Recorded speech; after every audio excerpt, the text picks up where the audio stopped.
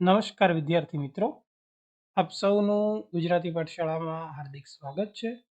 વિદ્યાર્થી મિત્રો, આજે આપણે ધોરણ 9 વિજ્ઞાન અને ટેકનોલોજી એમાં વાર્ષિક પરીક્ષા માટે ચેપ્ટર ન્યૂટનનો ગતિનો કયો નિયમ બળનું મૂલ્ય આપે? બીજું વેગમાનનો એકમ કયો? તો kilogram metre into second inverse અથવા તો મીટર પ્રતિ સેકન્ડ. 1 ન્યૂટન બરાબર 10⁵ ડાયન. 4 બળ અને તે લાગતું હોય તે દરમિયાન સમયના ગુણનફળને શું કહેવાય? તો કે બળનો આઘાત. 5 બળના આઘાતનો એસઆઈ એકમ કઈ ભૌતિક રાશિના એકમ જેવો છે? તો કે વેગમાન.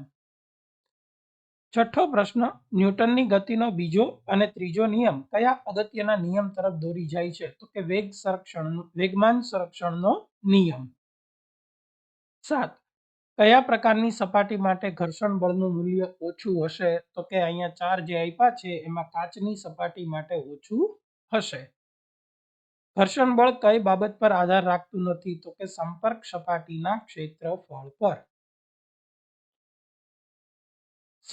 હવે આપણે એક શબ્દ, વાક્ય કે આંકડામાં ઉત્તર આપવાનો છે. સંતુલિત બળોનું પરિણામી બળ કેટલું હોય? તો કે 0. ન્યૂટનની ગતિનો કયો નિયમ બળની વ્યાખ્યા આપે છે? તો કે ન્યૂટનની ગતિનો પહેલો નિયમ. સંપર્ક સપાટી દ્વારા પદાર્થની ગતિને અવરોધતા બળને શું કહેવાય? તો કે ઘર્ષણ બળ. ત્યારબાદ ગતિમાન પદાર્થનું વેગમાન કઈ દિશામાં હોય છે? તો કે પદાર્થના વેગની દિશામાં. ત્યારબાદ પદાર્થના દળ અને વેગના ગુણનફળને શું કહેવાય? તો કે વેગમાન. 14 પ્રવેગી ગતિ કરતા પદાર્થ પર લાગતા બળો સંતુલિત બળો હશે કે અસંતુલિત બળો? તો એમાં આવશે અસંતુલિત બળો. 15 કાગળ પર પેન દ્વારા લખી શકાય આ બાબત કયા બળને આભારી છે? તો કે ઘર્ષણ બળ. ત્યારબાદ ખાલી જગ્યા પૂરવાની છે કે કોઈ વસ્તુને પ્રવેગિત ગતિ કરાવવા માટે ખાલી જગ્યા બળ જરૂરી છે? તો કે અસંતુલિત. ત્યારબાદ 17 10⁷ ડાયન બરાબર ખાલી જગ્યા ન્યૂટન? તો કે 100 ન્યૂટન. 18 પદાર્થનો વેગ 3 ગણો કરવામાં આવે તો તેનું વેગમાન ખાલી જગ્યા ગણું થાય? તો કે 3 ગણું થાય. 19 બળના આઘાતનો એકમ ખાલી જગ્યા છે? તો કે ન્યૂટન ઇન્ટુ સેકન્ડ. 20 જડત્વનું ખાલી જગ્યાનું જડત્વ સૌથી વધુ હશે. અહીંયા 3 ઓપ્શન આપ્યા, સ્કૂટર, ટ્રક કે કાર? તો એમાં આવશે ટ્રકનું જડત્વ સૌથી વધુ હશે. 21 ન્યૂટનની ગતિનો ખાલી જગ્યા નિયમ બળનું મૂલ્ય આપે? તો કે પહેલો નિયમ. ત્યારબાદ ખરા ખોટા. 22મો ન્યૂટનની ગતિનો પહેલો નિયમ જડત્વના નિયમ તરીકે જાણીતો છે? તો કે ખરું. જડત્વ અદિશ રાશિ છે? ખરું. વેગમાન સદિશ રાશિ છે? ખરું. અસંતુલિત બળોનું પરિણામી બળ 0 હોય છે? ખોટું. સંતુલિત બળોનું પરિણામી બળ 0 હોય. આઘાત અને પ્રત્યાઘાત સમાન મૂલ્યના હોય છે? ખરું. ક્રિયાબળ અને પ્રતિક્રિયાબળ એકબીજાને ક્યારેય નાબૂદ કરતા નથી? તો કે ખરું. સુરેખ પથ પર નિયમિત ગતિ કરતા પદાર્થ પર લાગતું બળ અચળ હોય છે? તો એ ખોટું. દળ અને પ્રવેગના ગુણનફળને વેગમાન કહે છે? તો એ ખોટું. ત્યારબાદ વિભાગ બી સી ડી ના પ્રશ્નો. તો કે વેગમાનની વ્યાખ્યા લખો અને એનો એસઆઈ એકમ જણાવો. તો વેગમાન પદાર્થના દળ અને વેગના ગુણનફળને પદાર્થનું વેગમાન કહેવાય. વેગમાન એટલે દળ ગુણ્યા વેગ. વેગમાનને p વડે, દળને m વડે, વેગને v વડે દર્શાવવામાં આવે તો p = mv, જ્યાં p પદાર્થનું વેગમાન, m પદાર્થનું દળ, v પદાર્થનો વેગ. હવે વેગમાનનો એસઆઈ એકમ તો કે કિલોગ્રામ મીટર પ્રતિ સેકન્ડ. એનો સીજીએસ એકમ કેવું હોય? તો ગ્રામ ઇન્ટુ સેન્ટીમીટર પ્રતિ સેકન્ડ. ત્યારબાદ 31મો પ્રશ્ન, નીચેના પૈકી કોનું જડત્વ વધુ છે? રબરનો દડો કે તેટલા જ પરિમાણ વાળો પથ્થર? તો અહીંયા આવશે પથ્થર. અને ત્યારબાદ સાયકલ કે ટ્રેન? તો આમાં આવશે ટ્રેન. 32 પદાર્થની પ્રવેગી ગતિ થવા માટે તેના પર બાહ્ય બળ લાગવું જરૂરી છે? સમજાવો. તો સૌ પ્રથમ ન્યૂટનના ગતિના બીજા નિયમ પરથી F = ma. જો પદાર્થ પર લાગતું પરિણામી બાહ્ય બળ 0 હોય એટલે કે F = 0 તો ma = 0 થાય. તો અહીંયા m = 0 અથવા તો a = 0 હોય શકે. પણ m બરાબર 0 શક્ય નથી એટલે a બરાબર 0 થાય. તો આમ પદાર્થ પ્રવેગી ગતિ કરે એટલે કે A does not equal to 0 માટે તેના પર બાહ્ય બળ F લાગવું જરૂરી છે. ત્યારબાદ 33મો પ્રશ્ન, પદાર્થ પર થતી બળની અસર શાના પર આધાર રાખે છે? તો પદાર્થ પર થતી બળની અસર જે છે એ પદાર્થ પર લાગતા બળના મૂલ્ય પર, પદાર્થ પર આ બળ કેટલા સમય સુધી લાગે એના પર અને બળની દિશા પર આધાર રાખે છે. 34મો પ્રશ્ન, બળનો આઘાત એટલે શું? તે સદિશ રાશિ છે કે અદિશ? તેનો SI એકમ જણાવો. તો બળનો આઘાત કોને કહેવાય? તો કે બળ અને તે લાગતું હોય તે દરમિયાન સમયના ગુણનફળને બળનો આઘાત કહે છે. જો કોઈ પદાર્થ પર બળ F એ t જેટલા સમયગાળા દરમિયાન લાગતું હોય તો બળનો આઘાત બરાબર બળ ગુણ્યા સમય એટલે કે I F × t delta p.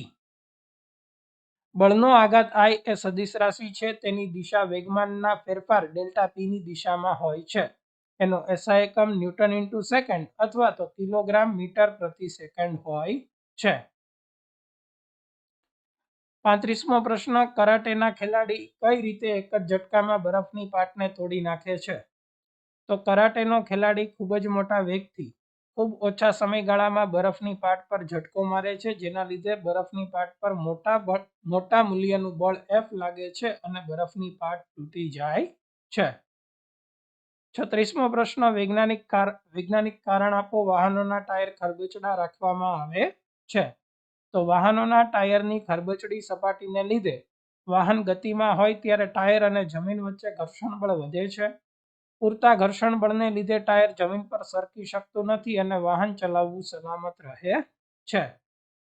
37મો પ્રશ્ન, વૈજ્ઞાનિક કારણ આપવાનું છે. ગતિમાન બસમાંથી એકાએક ઉતરતા પડી જવાય છે. તો કારણ કે ગતિમાન બસમાં વ્યક્તિ ગતિ બસની ગતિ જેટલી હોય છે. હવે જો વ્યક્તિ ગતિમાન બસમાંથી નીચે ઉતરવાનો પ્રયત્ન કરે તો તેના પગ જમીનના સંપર્કમાં આવતા સ્થિર થઈ જાય છે, પરંતુ શરીરનો ઉપરનો ભાગ ગતિના જડત્વને કારણે ગતિમાં રહે છે. પરિણામે વ્યક્તિ બસની ગતિની દિશામાં પડી જાય છે.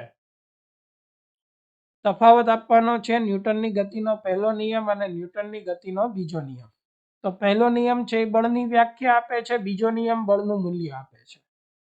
પહેલો નિયમ પદાર્થનું જડત્વ સમજાવે છે, જ્યારે બીજો નિયમ વેગમાનમાં થતા ફેરફારનો દળ અને બળનો સંબંધ આપે છે.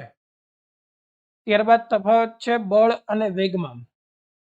તો સૌ પ્રથમ બળ, જેના લીધે પદાર્થની સ્થિર અવસ્થા કે અચળ વેગી ગતિની અવસ્થામાં ફેરફાર થાય તેને બળ કહેવાય. ગતિમાન પદાર્થના દળ અને વેગને સાંકળતી ભૌતિક રાશિ એ વેગમાન છે.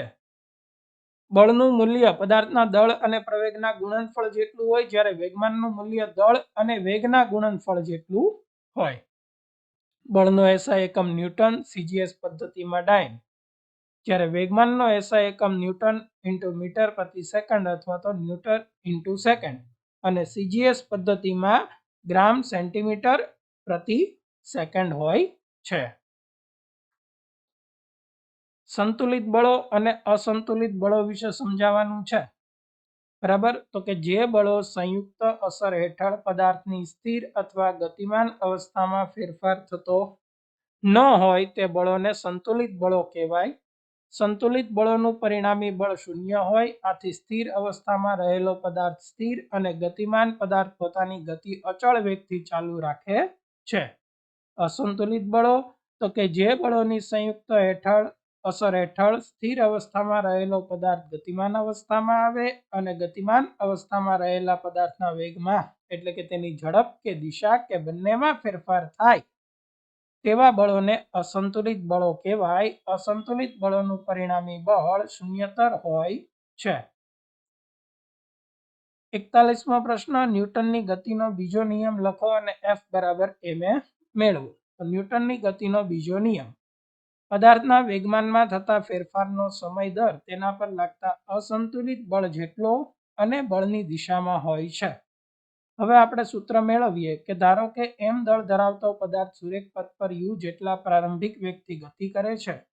t સમયમાં તે પદાર્થ અચળ પ્રવેગી ગતિ કરી અચળ બળ F ની અસર હેઠળ જેટલો વેગ પ્રાપ્ત કરે છે v જેટલો અહીંયા જે છે એ v જેટલો વેગ પ્રાપ્ત કરે છે. તો પ્રારંભિક પદાર્થનું વેગમાન p1 બરાબર mu, અંતિમ વેગમાન p2 બરાબર mv. તો t સમયમાં પદાર્થના વેગમાનમાં થતો ફેરફારનો દર તો કે ડેલ્ટા p ચલે છે p2 માઇનસ p1 બરાબર. તો ડેલ્ટા p બરાબર mv માઇનસ mu. તો ડેલ્ટા p ચલે છે m કોમન કાઢીએ તો v માઇનસ u. હવે પદાર્થના વેગમાનમાં ફેરફારનો દર m ગુણ્યા v minus u upon t. હવે અહીંયા આપણે ન્યૂટનના ગતિના બીજા નિયમ અનુસાર લાગેલ બળ તો F ચલે છે m into v minus u upon t બરાબર. તો અહીંયા k છે આપણે એક અચળાંક લઈએ તો F ચલે છે કે m into v minus u upon t. પરંતુ પ્રવેગની વ્યાખ્યા અનુસાર v minus u upon t બરાબર તો શું આવે a. તો k ચલે છે F ચલે છે કે ma. અહીંયા k છે એ સમપ્રમાણતાનો અચળાંક છે. દળ અને પ્રવેગના SI એકમ અનુક્રમે કિલોગ્રામ અને મીટર પ્રતિ સેકન્ડ સ્ક્વેર છે. તો અહીં બળનો એકમ એવો પસંદ કરવામાં આવે કે જેથી અચળાંક k બરાબર 1 થાય. તો આ માટે એક એકમ બળને નીચે મુજબ વ્યાખ્યાયિત કરવામાં આવે છે કે 1 કિલોગ્રામ દળની વસ્તુમાં 1 મીટર પ્રતિ સેકન્ડ સ્ક્વેરનો પ્રવેગ ઉત્પન્ન કરવા માટે જરૂરી બળ 1 એકમ કહેવાય. તો હવે આપણે સમીકરણ 3 કે 1 એકમ બરાબર k ગુણ્યા 1 કિલોગ્રામ ગુણ્યા 1 મીટર પ્રતિ સેકન્ડ સ્ક્વેર તો k બરાબર 1. તો સમીકરણ 3 પરથી F બરાબર ma. 42મો પ્રશ્ન. બળ સદિશ રાશિ છે કે અદિશ તેના SI અને CGS એકમ પદ્ધતિમાંના એકમો જણાવી તેમના વચ્ચેનો સંબંધ મેળવો. તો સૌપ્રથમ બળ સદિશ રાશિ છે. બળનો SI એકમ બરાબર દળનો SI એકમ ગુણ્યા પ્રવેગનો SI એકમ. તો 1 ન્યૂટન બરાબર 1 કિલોગ્રામ ગુણ્યા 1 મીટર પ્રતિ સેકન્ડ અથવા તો 1 ન્યૂટન બરાબર 1 કિલોગ્રામ ઇન્ટુ મીટર પ્રતિ સેકન્ડ. ન્યૂટનની વ્યાખ્યા તો કે જે બળ વડે 1 કિલોગ્રામ દળના પદાર્થમાં 1 મીટર પ્રતિ સેકન્ડ સ્ક્વેરનો પ્રવેગ ઉત્પન્ન થાય તે બળને 1 ન્યૂટન કહેવાય. CGS પદ્ધતિમાં બળનો એકમ ગ્રામ ઇન્ટુ સેન્ટીમીટર પ્રતિ સેકન્ડ સ્ક્વેર અથવા ડાયન છે. હવે 1 ન્યૂટન અને ડાયન વચ્ચેનો સંબંધ નીચે મુજબ મેળવી શકાય. તો કે 1 ન્યૂટન બરાબર 1 કિલોગ્રામ મીટર પ્રતિ સેકન્ડ સ્ક્વેર. તો 1 કિલોગ્રામ એટલે 1000, મીટર એટલે 100. તો અહીંયા જે છે એ 1 લાખ ગ્રામ સેન્ટીમીટર પ્રતિ સેકન્ડ સ્ક્વેર એટલે 10⁵ ઘાત. તો 1 ન્યૂટન બરાબર 10⁵ ડાયન. CGS પદ્ધતિમાં બળનો એકમના ડાયનનો સંકેત dyn, ટૂંકમાં પાછળનો e લખવાનો નથી. ત્યારબાદ 43મો પ્રશ્ન. ન્યૂટનની ગતિનો ત્રીજો નિયમ લખો અને વિવિધ વ્યવહારિક ઉદાહરણો દ્વારા તે સમજાવો. તો કે બે પદાર્થો વચ્ચેની આંતરક્રિયા દરમિયાન જ્યારે કોઈ એક પદાર્થ બીજા પદાર્થ પર બળ લગાડે ત્યારે બીજો પદાર્થ પણ તત્કાલ પહેલા પદાર્થ પર બળ લગાડે અને આ બળો હંમેશા સમાન મૂલ્યના અને પરસ્પર વિરુદ્ધ દિશામાં હોય છે. આ બળો અલગ અલગ પદાર્થો પર લાગે છે તે કદાપી એક જ પદાર્થ પર લાગતા નથી. ઉદાહરણ જોઈએ કે ફૂટબોલની રમતમાં ઘણીવાર આપણે ફૂટબોલ તરફ જોવામાં આવે કે જેનાથી તે વધારે બળથી કિક મારવાનો પ્રયત્ન કરતી વખતે પ્રતિસ્પર્ધી ટીમના ખેલાડી સાથે અથડાઈ જઈએ છીએ. આ ઘટનામાં આપણે અને પ્રતિસ્પર્ધી ટીમનો ખેલાડી બંને ઈજાગ્રસ્ત થાય છે કારણ કે બંને એકબીજા પર એક સરખા મૂલ્યના બળો લગાડે છે.